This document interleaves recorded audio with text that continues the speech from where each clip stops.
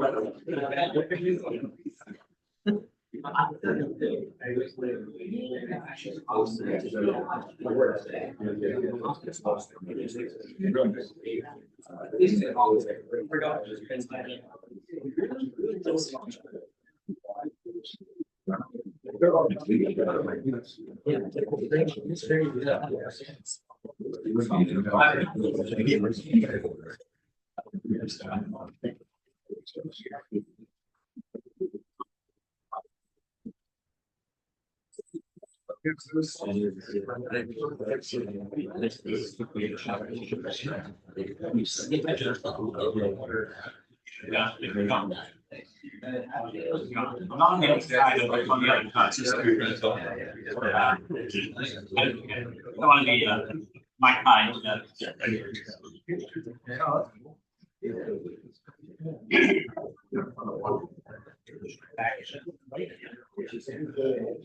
So, something hot. Office meetings were. This hearing before the New Britain Township Zoning Hearing Board is called to order. In preparation for our business this evening, I ask that everyone in attendance please silence your cell phones and placing them do not disturb. For your information, this, like all township meetings, is being recorded and shared via virtual meeting. First, I'm going to start with introductions. First, we have Janine Marchand, the Assistant New Britain Township Zoning Officer, Alex Mullen, the Assistant New Britain Township Manager, DJ Walsh, Solicitor for the Zoning Hearing Board, Terry Young, Member of the Zoning Hearing Board, Scott Fisher, Vice Chair of the Zoning Hearing Board, Kristen Ives, Alternate for the Zoning Hearing Board, who is sitting in today, Bob Byrne, Member of the Zoning Hearing Board, Rose Schwalm, our stenographer, and my name is Ron Farber, and I'm the Chair of the Zoning Hearing Board. The New Britain Township Zoning Hearing Board is a quasi-judicial body required by statute of the Commonwealth of Pennsylvania and created by the New Britain Township Board of Supervisors. This board is chartered with a single responsibility to provide due process to the citizens of New Britain Township to appeal zoning and engineering decisions made by the township. The zoning ordinance was created and is maintained by the New Britain Township Board of Supervisors. This zoning hearing board has no jurisdiction over the contents of the zoning ordinance. We ask that any concerns regarding the contents of the zoning ordinance be directed to the Board of Supervisors. Procedures for tonight's hearing shall be as follows. The proceeding shall be conducted in a manner similar to that of a court proceeding, and all testimony shall be recorded by the stenographer. All affected parties shall have an opportunity to present factual testimony this evening, and all testimony must be given under oath. Only the facts and testimony presented to the board during this hearing will be considered. The board will first hear the applicant's presentation of their case. The board expects the applicant to state the unnecessary hardship, how the proposal will not be detrimental to the public welfare, and any other grounds the applicant believes support the application. The board will also hear from any other individuals who wish to become parties to this hearing. After the testimony has concluded, the board will hear from anyone who simply wishes to make a statement or ask a question that is relevant. Depending on the length of the hearing, the board may or may not make a decision on the applications. Our first hearing shall be the application for 101 Whitetail Court. Will the zoning officer please read the public notice and place the application in record? The application of Jason and Ephraim Zua for the property located at 101 Whitetail Court, Britain Township, Bucks County, Pennsylvania, identified as tax map parcel number 26-15-156. The property is located in the RR Residential Zone District. Property is improved with a single-family detached residential dwelling, use D1. The applicant proposes an accessory in-ground non-commercial swimming pool, use H4. The applicant seeks a variance from the New Britain Township zoning ordinance, section 27-902B, to allow an impervious surface ratio of 31.2%, where the current ratio is 24.9%, and the maximum permitted ratio by right is 25%.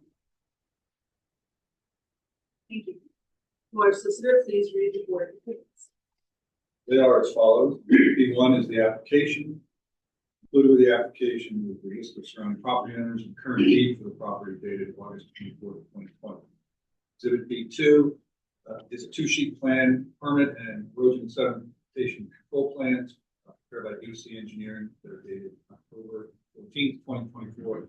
Last provided January 6th, 2025. That exhibit B2 is also submitted with the application, but it's been separately marked. Exhibit B3 is a letter to the intelligencer for public notice and for advertisement. Exhibit B4 is the public notice that was just read into the record. Exhibit B5 is proof that that notice was published on February 6th, February 13th, 2025 editions of the intelligencer. Exhibit B6 is the township list of property owners that are within 500 feet. That's the subject of the property that's the subject of the application. Exhibit B7 is an affidavit of mailing that notice of this hearing was mailed to the property owners listed on Exhibit B6. That notice was mailed on February 13th, 2025 by Janine Marchand. Exhibit B8 is an affidavit of posting that notice of this hearing was posted on the property, also by Janine Marchand on February 13th, 2025. And lastly, Exhibit B9 is collectively the Bucks County Board of Assessment record and floodplain viewer record. Thank you. Yes. Lord Solicitor, please explain party status. Okay, who's here for this? Who is? Okay, you can come on. Whoever's going to testify, feel free to come on up. Is there anyone else here for the 101 Whitetail?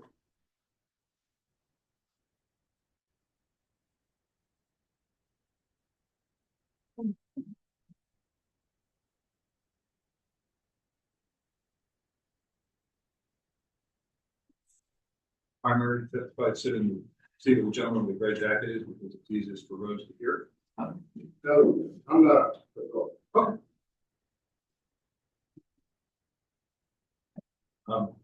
Party status is the chair indicated. So this hearing board is like it's a mini court, for lack of a better description. It's not the board of supervisors, it's not the plan commission, it's not community town hall. There is a very formal process that's followed. It's very formal. There's a formal process that's followed by the applicant, who's the main party, presents their case. There are several ways that if you're not the applicant, that you can participate in this hearing. I'll do this now because I know there's a few other people for this hearing, but most of the attendees, we normally don't get this many of them here. Most of the attendees are here for the other application, kind of why we switch the order. So there's three ways you can participate in this hearing if you are not the applicant. Number one, you don't have to do anything. You are free to sit here and listen, not say a word, not obligated under the law or any other scenario to say it. Secondly, at the end of the presentation of all the witnesses, all the testimony, all the evidence, before the board goes into deliberations, the board will typically have an open floor, open comment. It's not the same thing as you would where it's like a board of supervisors where you can get up and just say whatever's on your mind.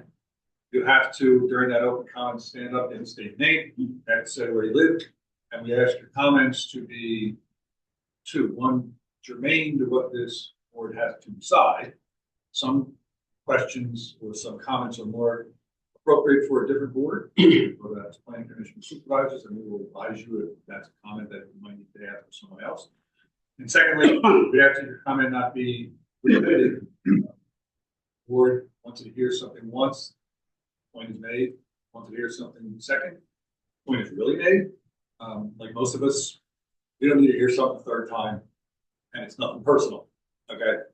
But we try to, the board exercises discretion to say, look, we've heard that comment, if you have something new, great.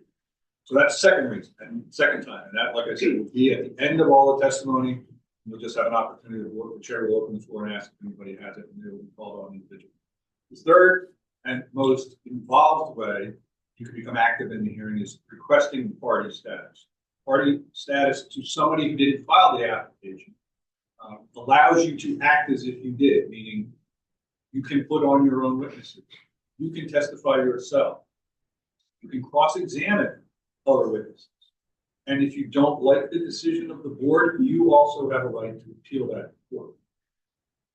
Sometimes people are confused of what happens to a decision I don't like by the zoning hearing board. Does it go to the can I take it up with the supervisor? No, you can't. You have to appeal it to court. That's why this is called quasi-judicial. Okay. So how do you get party status? Two things. One, you have to ask for it, not automatically granted. And two, if you do ask for it, then the board has to determine whether you are a party affected by the application.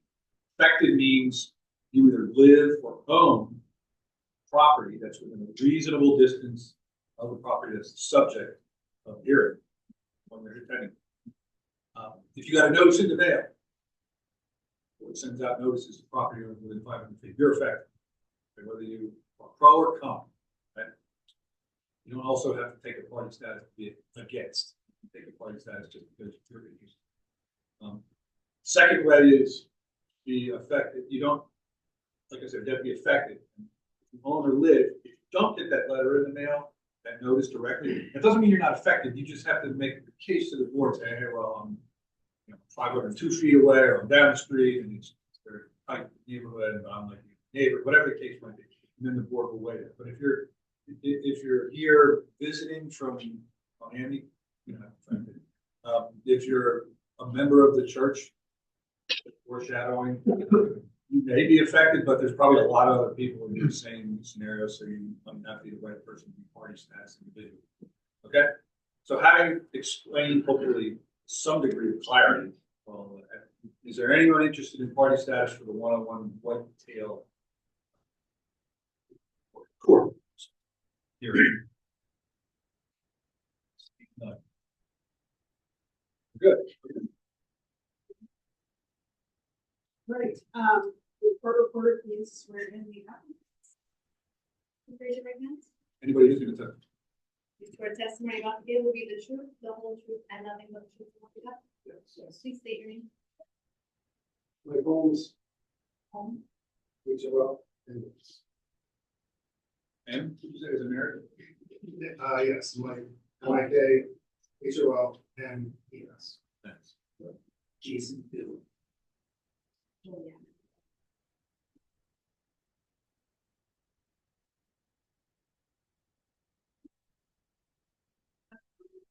Application. Well, I'm here with the Dewitt family, representing them to construct, what we're proposing to do is construct a swimming pool, residential swimming pool in the backyard. It's 37 by 14, 37 long, 14 feet wide, with 358 square feet of deck. Variance is requested to allow 31.2%, where 25% is the max. The property is 0.32 acres or 13,977 square feet, with 139 feet of frontage split along Holly Drive and Whitetail Court. Both are non-compliant and require a 1 acre lot and 150 foot lot. The existing dwelling is reasonable in size, but non-conforming to the front and rear yard setback. There's no FEMA floodplain or special flood hazard area mapped on property. Properties to all sides are single-family detached dwellings, and there are several pools in these surrounding properties. We're proposing to build a pool. It's 502 square feet.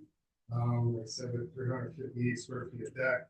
We're also proposing a stormwater management plan on the lot to mitigate any runoff for all new impervious coverage. Again, it's a corner lot, 2 front yards, which results in more right of way being deducted from their lot area, reducing the building envelope and allowable impervious coverage. The property is non-conforming with respect to the lot area and the lot width and setbacks. If the lot were to be conforming in respect to the 1 acre lot, the impervious coverage allowed would be 10,890 square feet. The project we're proposing is a total of 4,360 square feet. And that includes everything on the property, the house, the driveway, and what we're proposing to do with the swimming pool. The proposed project will not interfere with the surrounding properties and will preserve the streetscape by allowing proposed impervious in the rear of the property. That's all I have. I don't know if you guys want to maybe, we've had a long-standing relationship. We first met about 3 years ago.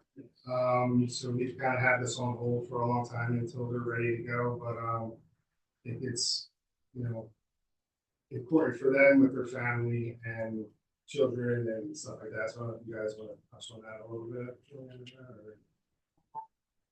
Yeah. Well, I guess the biggest reason that we're continuing to see different on ADHD and sensory processing disorder, or a lot of water, really therapy for him. Definitely for the regulation. You can't take him to a swimming pool that's public because we have, but the loud noise of all the kids and everything, it starts giving him, starts making him starts whining and agitates him with it. And another good positive thing with this would be you can actually teach him how to swim.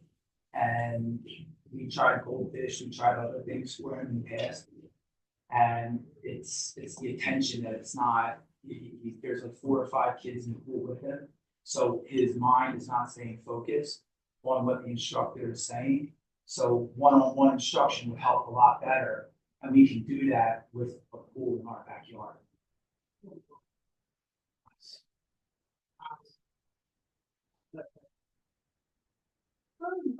That's definitely what has kept us going to this point. This is for me, maybe not for you, but this is very difficult for me. It's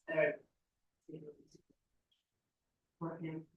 It's just have that as a tool to equip him with better swimming. And he has good basic skills, but not where I want my child to be. If they were at a friend's house or at the beach or something,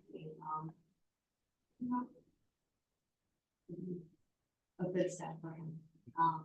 Didn't anticipate all of it, but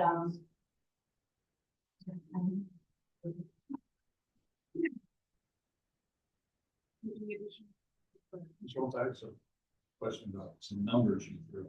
Well, you think this is a really such thing up your backyard? That's gonna be one. So the plan, you said it, the whole project is 502 square feet. The plan is showing proposed pool and deck of 860 and proposed equipment pool at 26. So that's 886. So the swimming pool is 502 square feet, the 358 square feet of deck with 26 square foot equipment pad. Okay, I misheard. Total of I believe 886 square feet. Yeah, the number over the aggregate you said was right. Well, at least it was coincided with the plan, but I misheard you there. Yeah. Those were that. I thought you said 502. I thought that's subsumed the deck. Yeah, no, I was just talking about the swimming pool, 502 square feet, and then on top of that, 358 square feet of decking around. And the lot does not have any impervious, I'm sorry, stormwater management. It does now, yes. No, as we sit here today, It does. there are some controls. Yes. Could you explain that? I have an exterior outdoor French drain that we put through the property when we first moved in, because the backyard when we first moved in was a swamp. And I wanted my kids to be able to actually enjoy and play out there, so we put an exterior French drain that basically, Where's it run? it goes outside of our fence, right onto the grass, right before you get to the curb. And then we have one of those little, what do they call it, pop-ups? Yeah. So do you have this plan in front of you? The homeowner did that on his own. Yes. So what I am proposing on top of what, Jason had done in the past, just a couple years ago. Another infiltration trench, I believe it's 41 feet long, 5 feet wide. And I do see that, the drain is not on the plan, but the best that I can tell, so I'm trying to get an idea where it exactly is. I believe it's just an infiltration trench with a couple inlets. No, the new design, I'm talking about like the. He did that on his own, that wasn't, just something that he did just to make the yard usable. I understand all, that. Just where is it? Because your description, I couldn't follow. Oh, it's, okay. That's all I'm asking, where is it? No, I got it. Okay, so. Here's the swimming pool, here's the, patio. So. Excuse me, could they bring that up so we can see? That's happening. No, we don't have, not the application packet. I believe it's. They're diagram. Oh, just the deed and the application. All right, so this. So. This is new. Guys,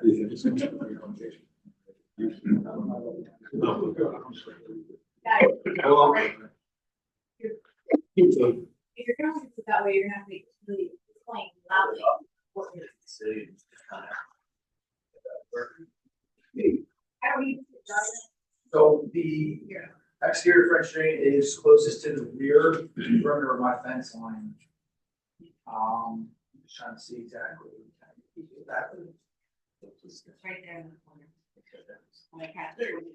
So, alright, like, so where's, right here is the pool, right? Is that what I'm understanding? yes, Okay. So then my exterior French drain would be towards the fence line, and it goes all the way out and out. It means to the, keeps on cold. To the exterior, to the other outside of the fence. And that's where the little pop-up is that the water is able to expel from. So that's a linear, one long. It's one long length of pipe, yes, sir. Along the back. Along the back of the property. perimeter of the fence, yes, that's correct, yes, sir. You can keep that. We need a. Yeah. It's happening. Yes, it's not in our packets.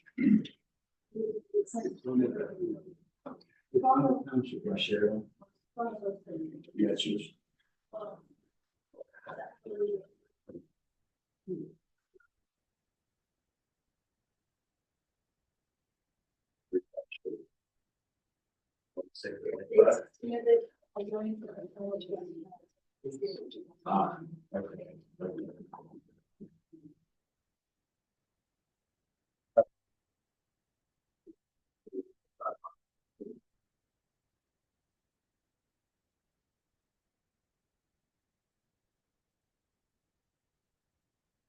this trench that's on, the only one that's gonna be designed with the township stormwater management ordinance reviewed by the engineer. And they'll adhere to all those recommendations.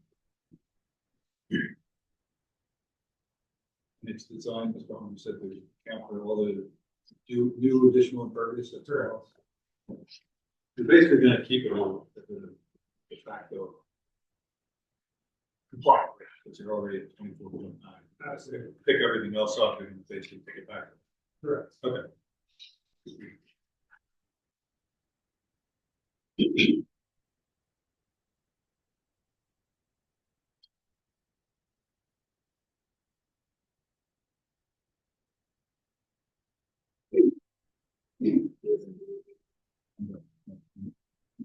Anyone else on the board? Sean, could you explain again, you were talking about referencing as if the lot was a same size. Almost compliance. Right. Could you just?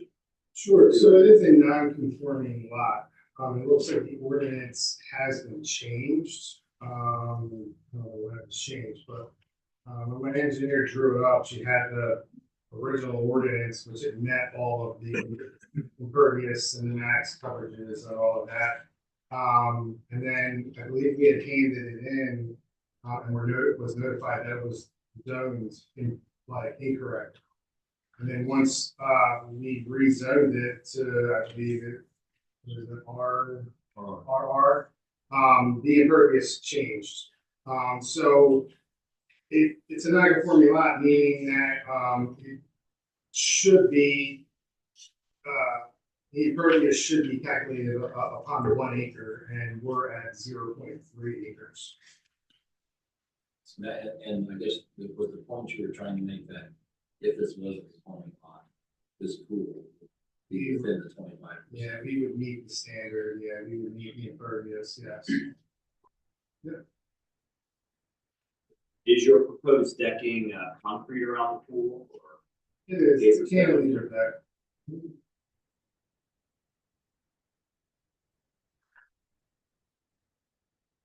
You can say there's an existing fence around the property, Yes. and then there's gonna be a secondary fence around the pool, or how is that? It's showing the pool proposed weight. Maybe I misheard that. Proposed 48-inch pool fence. Right. So when we had first met, there was no fence. And for me, obviously, as a builder holding permits all the time, I have to show a fence around the swimming pool. And then they installed the fence after all of that. So you're not gonna need an additional fence. Yeah, the existing fence meets code. It's a 6-foot high PVC fence.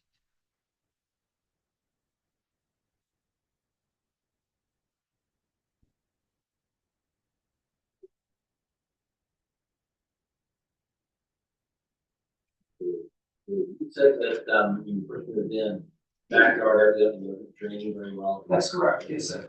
Yes, sir. And so does it have water just ponded and there wasn't much runoff at all? It had, so I guess the people that lived there, they put like this whole little gully with ponds.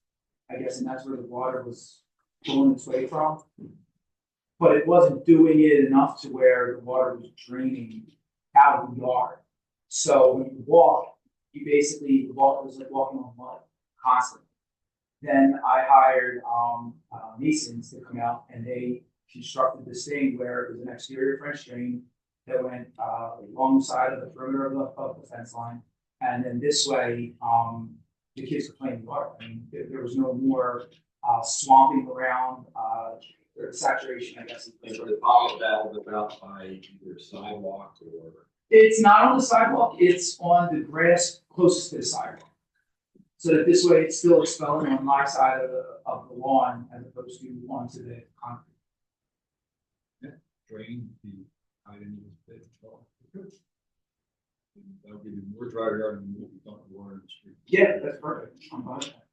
I was just gonna ask if the proposed trench was going to interfere with the existing trench drain, where it actually is on the property. I could keep it offset it from the fence a little bit. There is a little bit of overburn to kind of push it a little bit closer to the swimming pool, so I wouldn't interfere with what is already in the Or water. connect to it, I mean, that. Obviously, really close for your yard. Yeah. That's fine.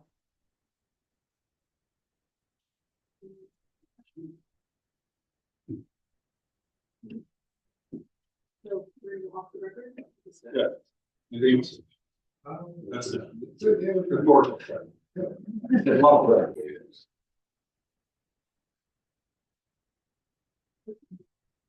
Let's go back on record regarding this application. Do you have a motion related to this application from the board? I'll make a motion to approve the variance request for the impervious surface ratio, as long as it's in compliance with all township ordinance and the township's water provisions for the soil road. Do I have a second? A second. Any other discussion? All in favor of the motion, please say aye. Aye. All opposed? Motion passes unanimously. Okay, you have, Lee, you get a good decision within 45 days of today, but, you need to work on project and township. Good luck.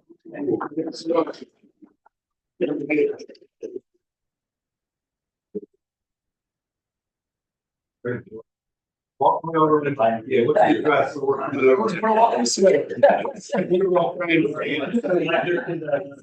July, here's the way up work.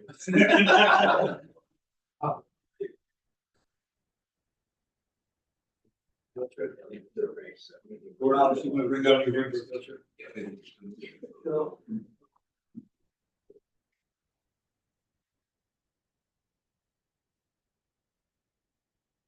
Okay, so the next hearing will be for the application for 1100 Manor Drive.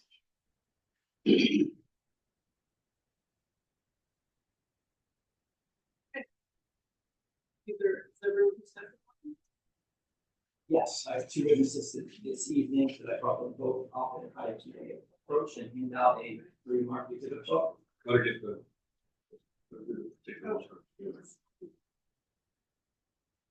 The application of the Calvary Chapel of Central Bucks Incorporated for the property located at 1100 Manor Drive, New Britain Township, Bucks County, Pennsylvania, further identified as tax map parcel 26-5-49-13-1.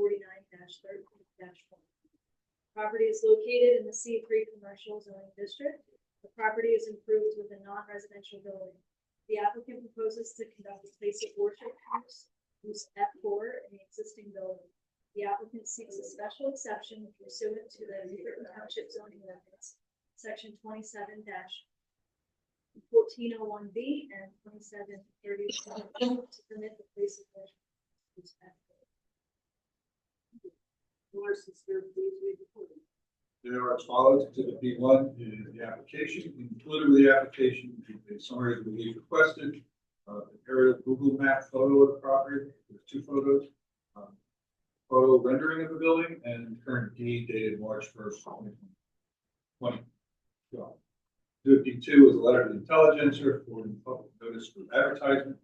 Exhibit B3 is a public notice that was just read into the record.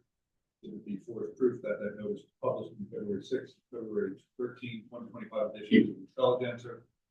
Exhibit B5 is the township list of property owners within 500 feet of the property that's subject to the application. Exhibit B6 is an affidavit of mailing. The notice of this hearing was mailed to property owners. That notice was mailed by on February 13, 2025. Exhibit B7 is an affidavit of posting. The notice of this hearing was posted on the property by Janine Marchline on February 13, 2025. Lastly, exhibit B8 is a collective exhibit, Bucks County Board of Assessment record, together with the Bucks County claim to the map record. The room was here when I went to that long board speech about party status.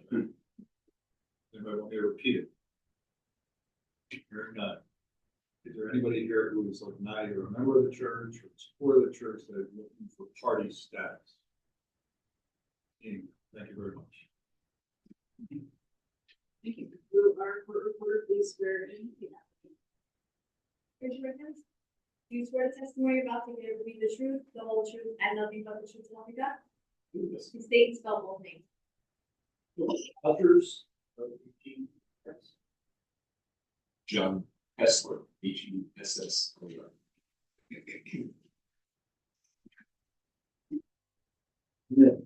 name is Alex Glass. I'm the attorney for the church. I'm going to come up and pass out a remark exhibit book, which is A1 through A12.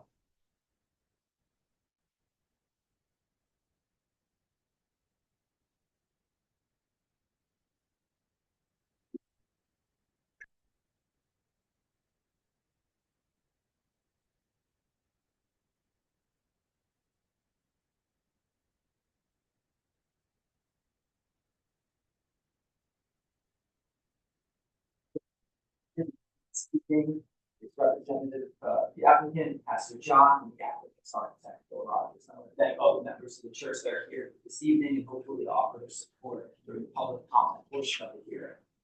We're here this evening for property located at 1100 Manor Drive, Calvary Chapel has agreement of sale conditioned upon zoning review. For those of you who do not know, the church is currently located in the borough and leases space on Butler Ave. As the church has grown, the existing 400-person sanctuary is not large enough. The church has been looking for a new home for the past few years. Property 1100 Manor was previously used by the A. Weber Company and is currently vacant. As such, we seek a special exception pursuant to section 27-1401, permit use of the subject property as a church. We will seek that as a place of worship in standards set out under 27-3103, that the proposed use/location is in accordance with the New Britain Township Comprehensive Plan, and is consistent with the spirit, purpose, and intent of the zoning ordinance. 2, the proposed use is in the best interest of the township, community, public welfare, and is a improvement to the property in the vicinity. 3, use is suitable for the property and is designed/maintained to be harmonious with the existing/intended character of the general vicinity. 4, is in conformance with the requirements of the zoning code. 5, suitable in terms of effect on the highway, traffic, and safety, and adequate access to prevent undue street congestion hazard. 6, in accordance with the sound standards of subdivision practice. We believe we meet all these standards as you'll hear this evening, but also in abundance of caution, even though we are not changing the building whatsoever, other than doing interior work, and understanding that the building is an existing non-conforming building. The building was built prior to changing some of the dimensional code requirements. We're also going to seek to amend our application to request dimensional variance relief from section 27-305F for B1C and D, dealing with the front yard setback, side yard setback, impervious coverage, and total acreage requirements. But again, we are not changing the building whatsoever. With that brief introduction, I'm going to call the first witness, which is Pastor John. Can you please introduce yourself? My name is John Hessler. I'm one of the pastors. I'm actually the senior pastor. They call me the founding pastor. But we have been operating as a church for the last 26 years and 24 years at Shopon Square. As pastor, you're head of the church and have the legal authority to testify this evening. I do. And we're going to share. If we turn to Exhibit 1, this is the application and supplemental narrative that was submitted to the board for tonight's hearing, correct? Yes, yes. And it's your understanding that we applied to the zoning hearing board as equitable owner, because we need zoning relief for the use of the church. That's right. If we flip to Exhibit 2, this is a copy of the existing deed, correct? Sorry, these are boring housekeeping questions, but I want to make sure the record is clear that we're. Someone's got to do this. The last I'm glad it's page you. of Exhibit 2 is a portion of the agreement of sale, correct? That's true. So, can you explain to the zoning hearing board why the church is interested in this building? Yeah, we've, as I mentioned, we've operated at Shopon Square since April of 2001. Since that time, we've continued to grow our congregation as well. And as we've done that, we've leased more and more space at the shopping center. And we presently operate in 13,000 square feet there. But we estimate that we have roughly 900 to 950 adults who call themselves members of Calvary Chapel. And that averages 650 to 700 adult attendance on a Sunday morning. So that we do that in 2 services, but it's very crowded. Parking space is extremely limited, so we're putting a lot of pressure on our neighbors, residential streets. We try to be good neighbors, but that's an issue. And we've had this problem. We've known about this problem for years. And so we continue to look for spaces where we can move the church. But when you have a large church like ours, it's not easy to find the space to do it. And the current church is around how many miles from the 1100 Manor? About 200 miles. Give or take 8 to 10 minutes drive. Yes. And you think most of your congregation will follow you to the new location? I expect it. And in fact, a large portion of the congregation lives in this township. Well, I'm not sure it's a large, but it's a substantial portion, call that 15%, 20%. But when we talk Chalfont, New Britain, we put that a large number of people. And going back to just generally about the church itself, when do you hold services? Like most churches, we hold our Sunday morning services at 9 and 11 a.m. And Wednesday evening services, we have a large adult Bible study and then youth ministry. So those are what we call the main times for the church. And then really every night of the week, for the most part, there's something going on in the church. So they're not heavily attended, but the big attendance most on Sundays. So the two Sunday services and the one Wednesday evening services are the two times that the church is the busiest, right? And as you were just mentioning, before I cut you off, what other programs does the church offer and run? Well, we offer a number of what you might call counseling type services, addictions recovery services on Monday nights. We offer ministry for men, purely on Tuesdays. We have a number of things for middle school through 12th grade, our pulse youth, young adults, men's ministries, women's ministries.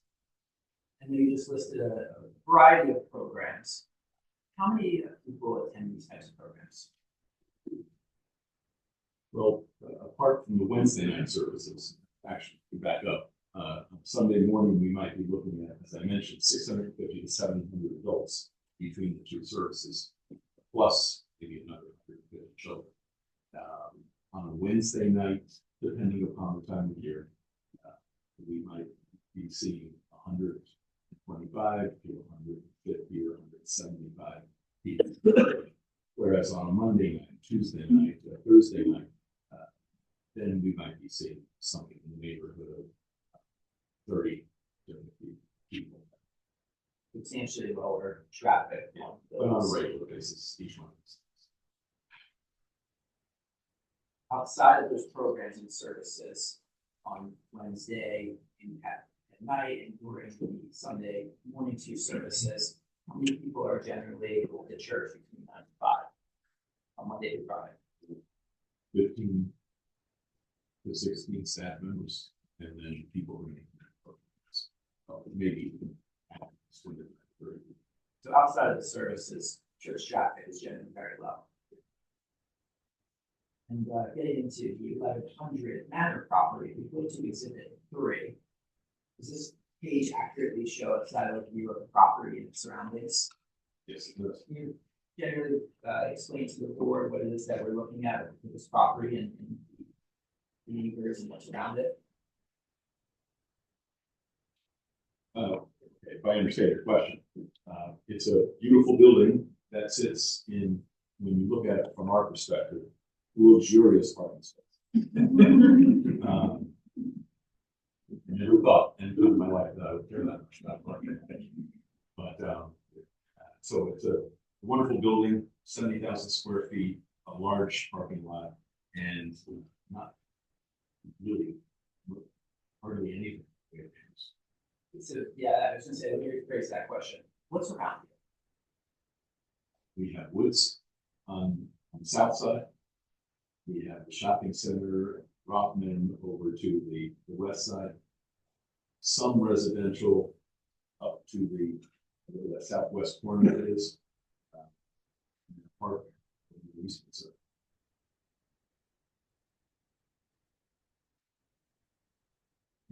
Flip to the next image. This is a current picture of what the building looks like with a proposed sign that is that was digitally done in the building. Yes. And that sign is obviously not currently there, correct? No, it's not. And you understand that we need to apply for a sign permit in the future in order to replace the existing sign. Which generally accurately shows what the front of the building looks like. Yes. There's no proposed changes to the building, correct? We have no intentions of changing the exterior. All of the work is going to be internal. all of our work is renovation work. And as I said earlier, easy to understand, the property was currently used by A. Weber as a business office, correct? Yes.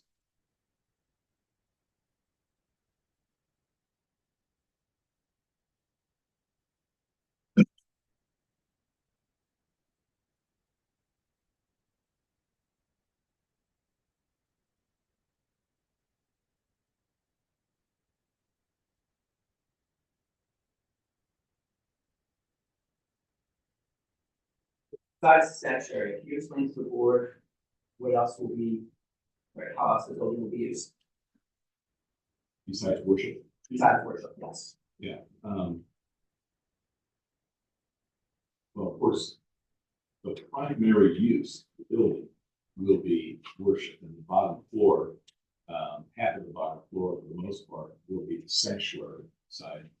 The other side of the bottom floor will be what we call children's ministry and a large public area for large gatherings after church, between services, that sort of thing. And the upstairs is offices and large spaces for some of our other ministries. So to your question, what kinds of things would we be doing aside from Sunday or Wednesday services in the sanctuary? There are a variety of things that we mentioned some of them, like a free and deed evictions program. We offer a grief share, which is really a national ministry. I think it's actually a worldwide ministry, but we participate in that for those who really lost their loved one.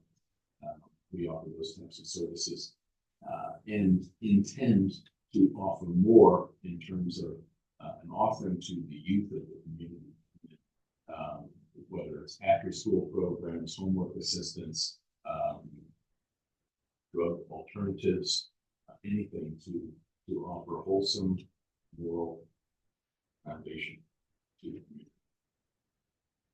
And we put next to exhibit 4. This exhibit accurately showed the parcels outline, Yes, it appears to. and that's where the building where it file still says A. Weber Communication Inc. on it. That's the parcel that we're talking about. And your understanding that within that parcel includes 28 parking spots. Yes. We flip to exhibit 5, next exhibit. With this parcel showed the area of the parking lot that you were referring to earlier, and you said the beautiful parking lot in exhibit 3 earlier. Yes, it does.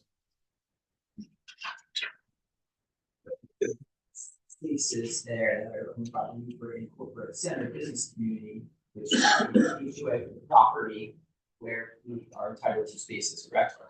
And I'm going to go into more of the parking with our architect, but we're not seeking any parking relief. I just wanted to, in case there's any questions for this witness when I'm done with them, I want to let the board know that we have another witness that's going to address more of the parking questions.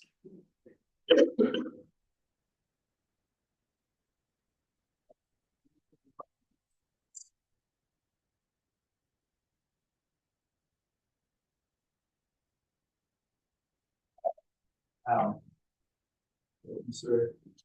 Rogers, look through exhibit 6, share with you over here.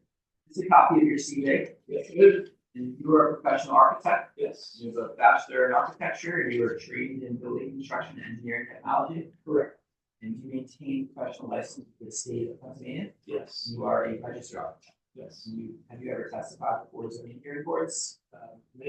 You've been previously qualified as an expert in architecture. Yes. And I would move to have Mr. Phil Rogers submitted as an expert in architecture. Believe so. Thank you. Do you agree that your responses will be to a reasonable degree of professional certainty? Yes. Are you familiar with the property? Yes, I am. And are you familiar with the township's comprehensive plan? Yes.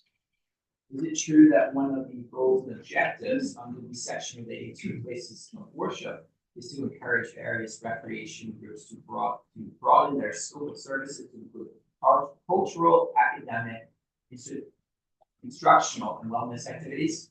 That's my understanding, yes. You were sitting here a week during all of Pat John's testimony, Yes. And, as John testified, the fact that the church hosted a variety of those types of activities, correct? Yes. It's also true that one of the policies set forth within the same section, comprehensive plan, is to maximize the use of existing facilities before constructing new ones, correct? Yes. If we flip to exhibit 7, are these subdivision plans for the property when it was originally developed? Yes, back 18 years. So what, for the record, what year was that? Was 2007. Okay, and the plan was recorded, what was the date of it? Okay. Or 2007, I would mean.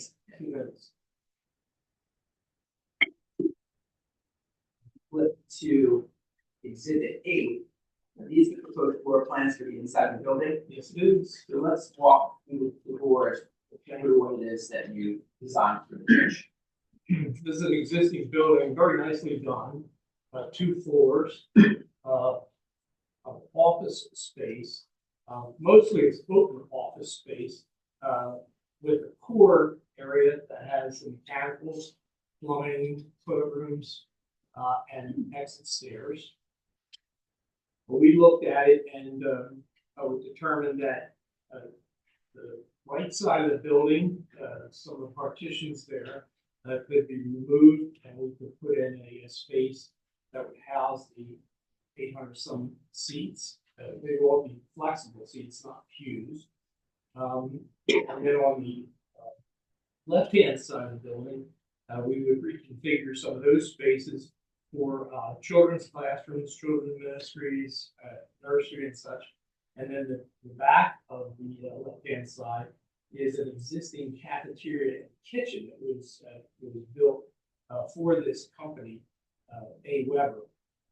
So we'll have no renovation work there at all. It'll be perfect for a fellowship hall for the church. And before we go to the next page for the upstairs of the building, I wanted to make sure we didn't skip over one important question. What is the total maximum amount of seats that you're showing in the sanctuary? I'm showing 850 on this plan.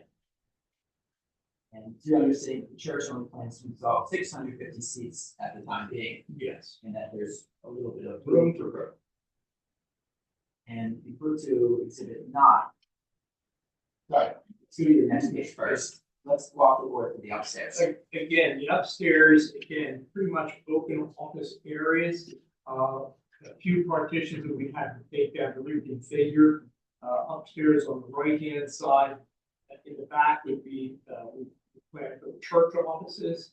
In the front would be more seniors, adult ministries, that type of thing. Again, on the left-hand side of the plan, in the front, we reserved a spot for youth ministries, and in the back, kind of an open area. We haven't quite programmed it yet, but that would be for some addictions ministries, other things. It's a very large area, and in a few weeks, we'll be programming those spaces specifically for the various ministries of the church. And as was specified previously, we confirm that there's no changes to the exterior or any proposed structures on the outside. Not necessarily, no changes to the outside. With the exception of the signs. Everything else is going to be internal. Yes. But let's go to exhibit 9. Property details from the subject property. How large is the building? That's 70,900 feet. Square feet. So it's substantially larger than the current facility that the church is in. Yes. We had looked at a number of buildings, even new buildings. And we came into this building, like, we can make this work. And you see that the church has been on the hunt for a building for a number of years. Yeah. Yeah, and the facility would work. We don't even have to expand plumbing in the building. That would be sufficient to take care of the numbers of people we expect. Right. Going to the next exhibit. So As you mentioned earlier, that I referred to HOA. There's a separate parcel next to the property, which is where the parking is. And the owner of that property is Joe. The big member, the property on top, or the property just north of it. And the wood assessment record in front of it. The New Britain Corporation, serving business. And it's your understanding that there are HOA docs which explicitly grant the use of certain parking spaces to the owner of the building that is currently being operated by Weber. Correct. And you're familiar with the zoning codes and the township codes in general? Yes. It's your understanding that the code requires one parking space for every 5 seats in a place of worship, correct? The township code, correct? Right, yes. And given that the church may have up to 815 seats in the sanctuary, this will require 163 parking spaces under the code as noted in your table, right? Yes, correct. Okay. And we're not seeing any parking, correct? Don't have to, no. And switching gears to the HOA documents that I mentioned, you do understand that the HOA grants the use of 5 parking spaces to the property owner for every 1,000 square feet of building area. Yes. So, doing that for you, 70,970 square feet of spaces, that's approximately 350 parking spaces, correct? Yes, 355. And that's well over the 163 of what's required in the zoning code, correct? Correct. Okay, and that does not, 350 does not take into consideration the 28 on the property itself, correct? Yes, correct. There's almost 200 spaces greater than what was required. So you're understanding that former owner A. Weber had around 150 spaces used on a typical weekend. That's my understanding. And with the required parking for services on mostly Wednesday nights and Sunday mornings, the traffic will remain, usually the traffic will remain similar or lower. I believe it will be lower. And as testified a few times, and I said already, we're not proposing any changes to the, or I'm just strike that. Exhibit 11, just for the board's reference, is just a copy of the zoning code section that I just cited, which includes the 1 spot for every 5 seats. And if we flip to exhibit 12, even though we find that we're not changing any of the existing exterior, and we're just going to be changing, hopefully changing the use for religious use.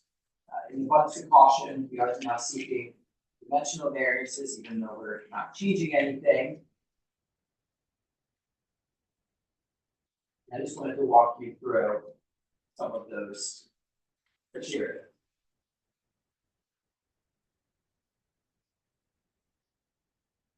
Do you agree that the impervious coverage is going to remain the same? Oh, yes. And the impervious coverage is currently 100%? Yes. And the code requires 65% for this property. Correct. And that obviously is going to be at 100%.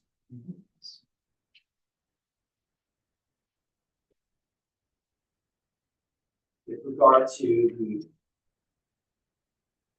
front yard setback, you're understanding that the existing front yard setback is approximately 30.7 feet. Yes. It's going to be maintained at 30.7 feet. Yes. And the front yard setback under the code would be 65 feet.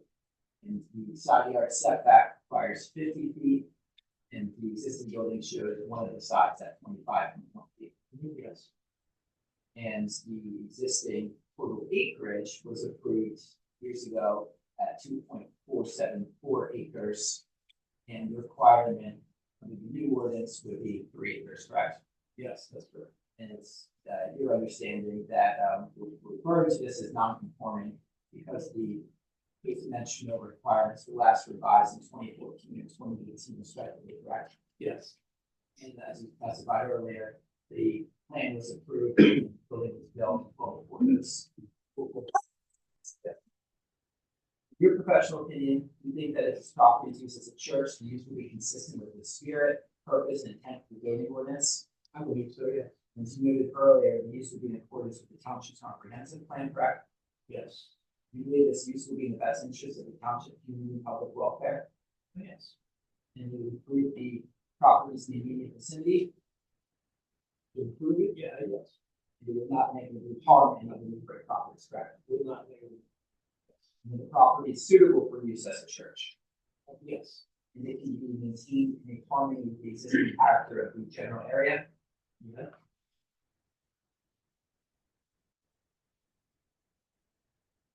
And other than the 4-dimensional issue that we just went through, the church, the proposed building, conforms with all other applicable requirements of the building code, correct? Yes.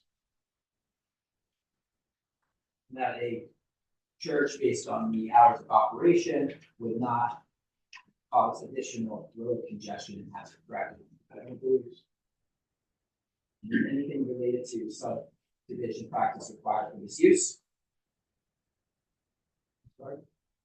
There's the last provision of the special exception criteria is related to the subdivision practice required for required. I would phrase that for.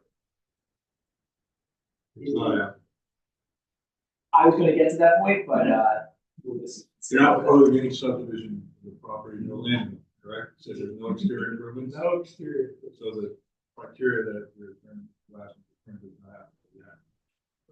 And the intent is, if we are successful at zoning relief, it will be submitting some. Correct? Oh, yes.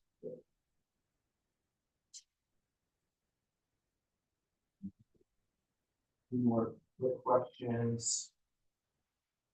Do you agree that the property is non-conforming in terms of its dimensions compared to the current code? Well, yes. And you agree that the variances are not also approved? Church may not be able to move forward with the property as a church, even though they're not changing the building, correct? Correct. And you agree that these are the minimum variances required? And you agree that these variances are all dimensional in nature? Yes. And have all of your answers this evening been given to a reasonable degree of professional service? Yes, sir. I have no further questions, and we just move to the admission of these exhibits. Will be accepted. I had one question. Either you can, the condo association, don't call it home, condo association, commercial association that governs the multiple units out there, has they blessed the project and proposed use? Don't use that after any religious sense. But you can. Yes. Do that? They are aware of it. They were kind enough to share all the documentations with me as counsel for the church in order to confirm the parking count on the property. And they do not object there, or take no position on the application. I would say it's fair to say they either take no position or do not object to it. Perfect. Thank you.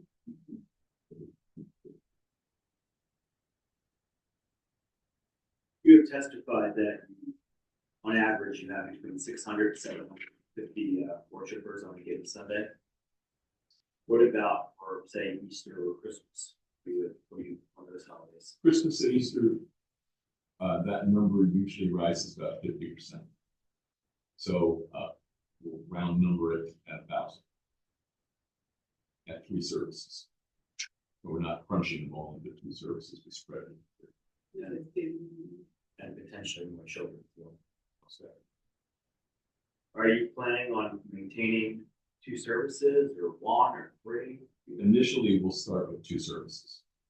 Just to clarify, 2 services on Sunday, correct? On Sunday. Yes, that's what I would say. I just want to make sure that we're. And Mr. Wright, you just testified there'd have to be no renovation done to bathroom facilities or anything to accommodate the number of people based upon the original building? Yeah, we did a quick code analysis, Ken Whitehier did, and believes that there are enough plumbing fixtures to meet the number of people who be in the building.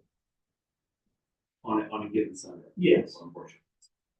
And all that will be,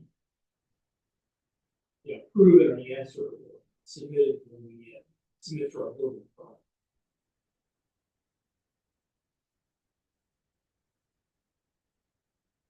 How many total parking spots are available to you to actually use it? The 355? There's 355 in the condo association plus 20 directly on the parcel. And then there is the opportunity if we need to use more spaces from the HOA. If you look at the exhibit, let's say it was exhibit, if we look at exhibit 3, which was the image of the overhead, it actually turned out pretty nice that the shading just south of the open green space is with the extra parking being big, but everything that is not really shaded is the 350 spots give or take just north of the building.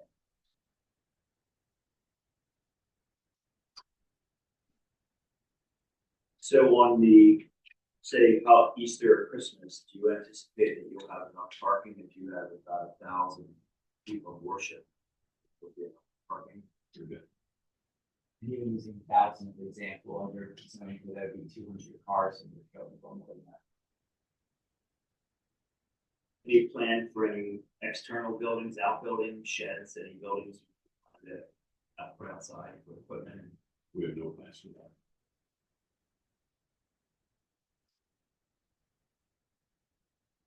Did you say earlier that the current building is not occupied? Correct, it's not occupied. And how long has it been? It's not occupied. About a year. Once was. No, 4 years. I'm sorry, then I would just clarify that, it's substantially decreased in the occupation, I was occupied, but there's still a very small presence. You're just thinking maintenance and the status of the building. Clearly, the parking lot with some repairs and other things that have, will be addressed in, or successful, and that maintenance was never done recently. And how would it work if you did need overflow parking into those additional spaces? Is there an agreement with the HOA that you can overflow into those if they're available? With how's that? We'd be working with the HOA to use additional spaces, at the top was to the, green space of the floor, that's some of the additional spots that the HOA controls in the area. Are there any other buildings using that parking right now? No.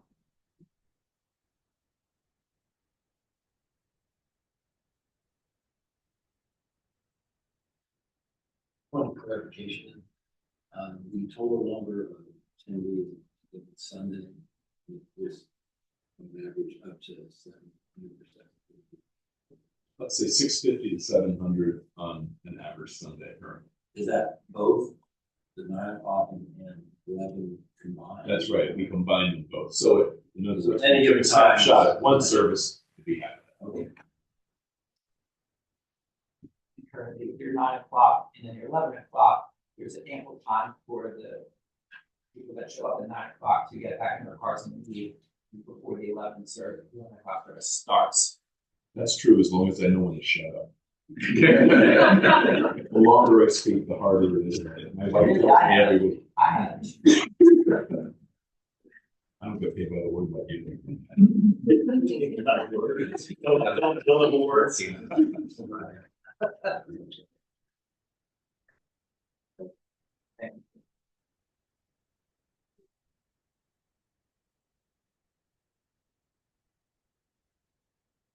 So you say that we installed originally 650 seats in the sanctuary.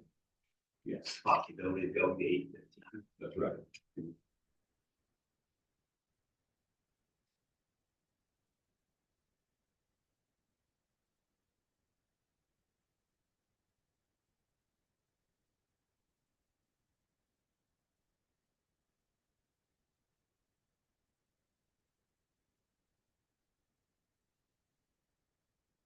Any more businesses or no? I close in. Okay, yeah, so. we will open up the- So we will now open up the floor to any comments from anyone in the audience related to this. Anyone want to speak? All been said, thank you.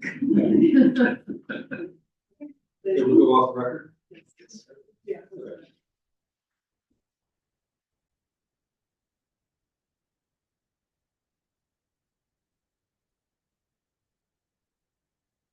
Yeah.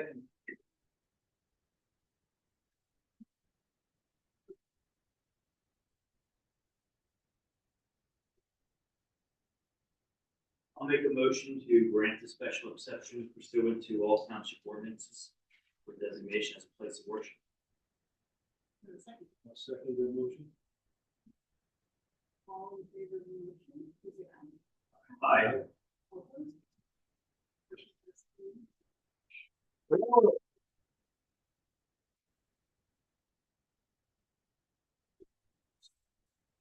5 days, speak with Mr. Glassman about the impact of what you can do between then and now. Good luck with the project. Thank you. Thank you. Thank you all.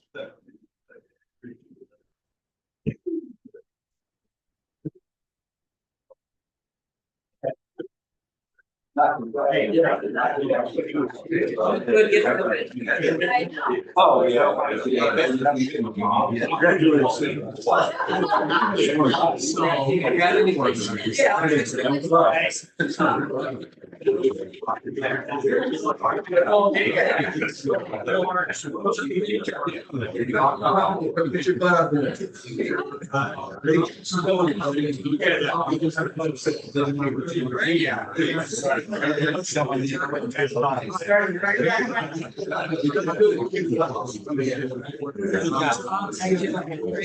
Good job, Al. Good job.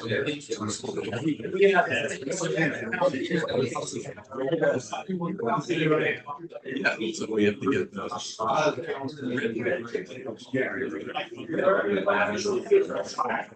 Either way.